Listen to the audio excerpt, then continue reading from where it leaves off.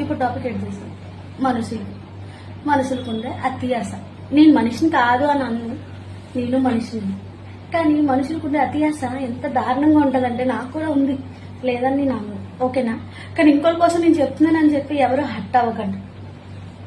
మనుషులకు ఉండే బుద్ధే అలాంటిది, అత్యాస అనేది. ఉన్నదంతా సుఖపడరు, ఇంకా కావాలనుకుని వెళ్తారు. అత్యాసకి వెళ్తే దురాశ చేయడం అంటారు. దేవుడు ఇచ్చిన దాంతో బ్రతకండి అక్కడ. ఎందుకు చెప్పండి అత్యాసకి వెళ్ళేసి దురాశ చేసుకోండి. ఉన్నదంతా సుఖపడడం నేర్చుకోండి, అప్పుడే లైఫ్ అనేది హ్యాపీగా ఉంటుంది. అర్థమైందా? లేని దాన్ని కావాలి కావాలి అని కోరుకుంటుంది, ఎక్కడి నుంచి వస్తుంది?